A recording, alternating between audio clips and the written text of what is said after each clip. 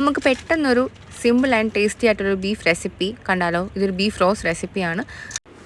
ഇനി നമുക്ക് ആവശ്യമുള്ള പൊടികൾ, അതായത് മഞ്ഞൾപ്പൊടി, മുളക് പൊടി, മല്ലിപ്പൊടി, അതേപോലെ സ്പൈസസിന് വേണ്ടിയിട്ട് പെരുംജീരകം, കറുവപ്പട്ട, തക്കോലം, ഗ്രാമ്പൂ, ഏലക്ക, ഇതെല്ലാം കൂടെ നന്നായിട്ട് വെള്ളം ഒഴിച്ച് മിക്സ് ചെയ്തതിന് ശേഷം ഒരു മിക്സിയുടെ ജാറിലിട്ട് നന്നായിട്ട് അരച്ചെടുക്കുക. ഇനി ഇത് നമ്മുടെ ബീഫിലോട്ട് ആഡ് ചെയ്യുക. പ്ലസ് 2 ടേബിൾ സ്പൂൺ വിനീഗറും കൂടെ ചേർത്ത് ആവശ്യത്തിന് ഉപ്പും ഇട്ട് കുക്കറിലിട്ട് നമുക്ക് ബീഫ് വേവുന്ന വരെ വേവിച്ചെടുക്കണം. അപ്പോൾ ബീഫിൽ നിന്ന് നന്നായിട്ട് വെള്ളം ഇറങ്ങിയിട്ടുണ്ടായിരുന്നു. അത് നമുക്ക് തുറന്ന് വെച്ച് നല്ലോണം പറ്റിച്ചെടുക്കണം. ഇനി നമുക്ക് വേറൊരു പാനിൽ എണ്ണയൊഴിച്ച് അതിൽ തേങ്ങാക്കൊത്തും ഇഞ്ചിയും വെളുത്തുള്ളിയൊക്കെ നല്ലോണം മൂപ്പിച്ചെടുക്കണം. അതിനുശേഷം അതിലേക്ക് ചെറിയ ഉള്ളി, നമ്മളിതിനകത്ത് ചെറിയ ഉള്ളി മാത്രമേ ആഡ് ചെയ്യുന്നുള്ളൂ.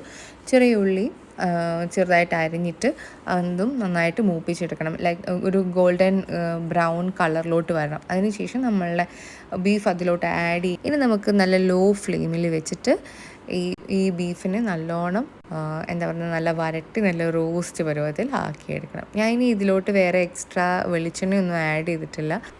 ഇനി ഇതിലോട്ട് കുറച്ച് കുരുമുളക് പൊടിയും ഗരം മസാലയും ആഡ് ചെയ്തിട്ടുണ്ട്. ആ ഒരു ലോ ഫ്ലെയിമിൽ ഇത് നന്നായിട്ട് റോസ്റ്റായി വരണം. അങ്ങനെ നമ്മുടെ ബീഫ് റോസ്റ്റ് ഇവിടെ റെഡി ആയിട്ടുണ്ട്. നിങ്ങളെല്ലാവരും അപ്പോൾ ട്രൈ ചെയ്ത് നോക്കിയിട്ട് എങ്ങനെ ഉണ്ടെന്ന് പറയണം.